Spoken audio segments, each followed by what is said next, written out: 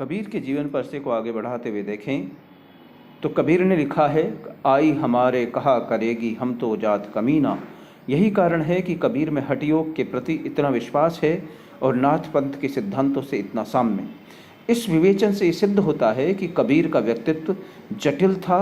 एक और वे मुसलमानी धर्म और उनके विश्वासों से परिचित होते हुए भी जिंदीक सूफी थे, उदार दृष्टि वाले थे। दूसरी ओर उन्हें नाथ सिद्धांतों तथा योगियों के सिद्धांतों पर भी गहरा विश्वास था और उनके गूढ़ अभिप्राय उनकी वाणी में समाविष्ट हैं। किंतु ये जटिलता केवल यहीं समाप्त नहीं होती। सूफी नाथपंथी योगी कबीर को वैष्णव कबीर ने आच्छादित कर लिया है। यद्यपि कबीर ने बताया है कि ता साहब के लागों साथा दुख सुख मेट भयो रहो अनाथा, जा दशरथ घर ओतरी आवा ना लंका का राव सतावा। फिर भी उनका राम वैष्णव है जो अपने अनेक पर्यायवाचियों आदि के साथ कबीर की वाणी में पूर्णतः व्याप्त है। कभी कभी तो ये विष्णु के अवतार में भी आस्था रखते हुए विदित होते हैं। तब कड़ी खड़ग कोप्यो रिसाई, तो ही राखन हारो मोहि बनाई, खंभा में प्रगट्यो गिलारी, हरणा कश मार्यो नख विदारी, महापुरुष देवाधिदेव नरसंग प्रकट कियो भगति मेव, कहे कबीर कोई कहे न पार, प्रहलाद उबार्यो अनेक बार। फिर भी ऐसा विश्वास भले अपवाद स्वरूप हो, वैष्णव संप्रदाय का जादू तो शीघ्र सिद्ध करता ही है। यूं भी कबीर को वैष्णवों से प्रेम है और शाक्तों से घृणा। शाकत मरे संत जन जीवे, भरे भरे राम रसायन पीवे, तथा वैष्णव की छतरी भली ना शाकत बड़गाम, अथवा शाकत बामण मति मिले वैष्णव मिले चंडाल। तो ये विदित होता है कि उक्त मुसलमानी धर्म में परिणति प्राप्त नाथपंथी जुलाहा जोगी कुल में जन्म लेकर कबीरदास वैष्णव हुए। वैष्णव होने की बात किंवदंती से ही नहीं, कबीर के प्रमाण से भी सिद्ध है। कबीर ने बताया है कि काशी में हम प्रकट भये, रामानंद चेताए। कबीर रामानंद के शिष्य हुए और राम का नाम जपने लगे। कबीरदास के इस धर्माचरण से घर में माँ के साथ क्लेश खड़ा हो गया प्रतीत होता है। इसका उल्लेख कबीर अपनी भक्ति की दृढ़ता के प्रभाव से करते हैं। गुरु ग्रंथ साहब में आए कबीर के एक पद में लिखा है, मुशी मुशी रोबे कबीर की माई, एक बारीक कैसे जीवहि रघुराई, तनना बुनना सब जब तजियो कबीर, हरि का नाम लिखी लियो शरीर, जब लग भरो नली का बेह, तब लग टूटे राम स्नेह, ठाड़ी रोबे कबीर की माई, एक लरिका क्यों जीवे खुदाई, कहे कबीर सुनौरी माई, पूर्ण हारा त्रिभुवन राई। कबीर की माँ को पुत्र के लक्षणों से विदित होता है कि यह भूखों मर जाएगा।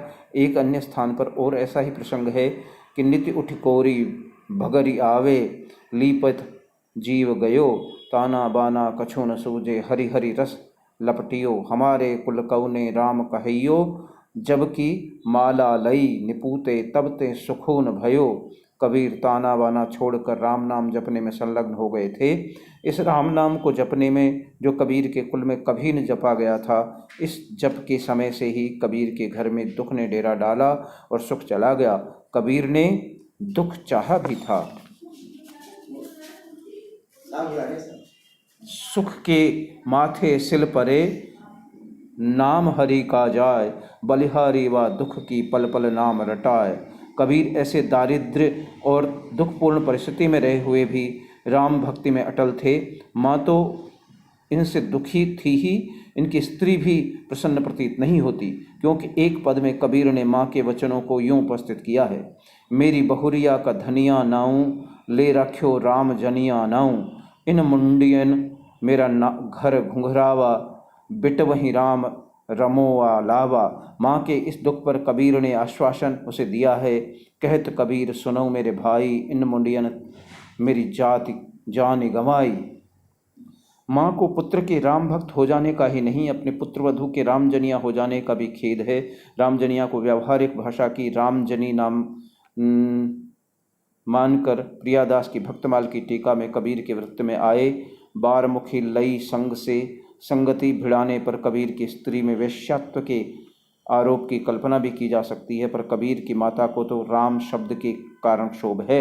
उक्त पद में कबीर की स्त्री का नाम धनिया लिखा गया है, पर कबीर के पदों में आए लोई संबोधन से प्रचलित किंवदंती को जोड़ देने पर ये विदित होता है कि कबीर की स्त्री का नाम लोई ही था।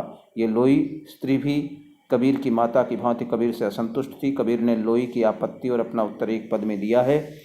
टूटे तागे निखुरी पानी, द्वार ऊबर झिलका बहिकान, कूच बिचारे फूल फाल, यहाँ मुंडिया सिर चढ़ियो काल, दुहू मुंडिया से गलो द्रव खोई, आवत जात नाक सर कोई, तुरी नारी की छोड़ी बाता, राम नाम बाका मनुराता, लड़की लरिकन खेबी नाही, मुंडिया अनुदिन धाई जाही, सुनि अंधली लोई बेपीर, इन मुंडियन तज भज शरण कबीर। इस पद में लड़की लरिकन और लोई शब्द ध्यान देने योग्य हैं। कबीर ने विवाह किया था, उनके संतान भी थी। ये प्रसिद्ध ही है कि कबीर ने अपने पुत्र की संपत्ति परिग्रह वृत्ति को देखकर कहा था कि बूढ़ा वंश कबीर का उपजो पूत कमाल, हरि का सुमिरन छांड के जगत ले आया माल। इस विवरण से कबीर के व्यक्तित्व का एक दूसरा पहलू स्पष्ट होता है। एक ओर जहाँ कबीर आध्यात्मिक तथा धार्मिक उपलब्धियों में संलग्न थे, वहीं दूसरी ओर गृहस्थी के संघर्ष को भी मस्ती के साथ झेल रहे थे। घर के व्यवसाय को उन्होंने छोड़ दिया था, पर वह हरि चर्चा के आधिक्य के कारण शिथिल हो गए थे। इससे एक ओर जहां आर्थिक कठिनाइयां बढ़ जाती थी, वहीं दूसरी ओर संतों के समागम और उनके सत्कार से भी दारिद्र्य की वृद्धि हो रही थी। घर के बालक भले ही भूखे रहो, पर संतों का सत्कार हो तो होना ही चाहिए। कबीर की साखियों में अपरिग्रह पर प्रबल पोषण किया गया है। साधु गांठिन बांधई पेट समाता लेई, साईं के सम्मुख रहे जह मांगे तह देई, या जो जल बाढ़े नाव में घर में बाढ़े दाम, दो हाथ उलीचिए ये सज्जन को काम।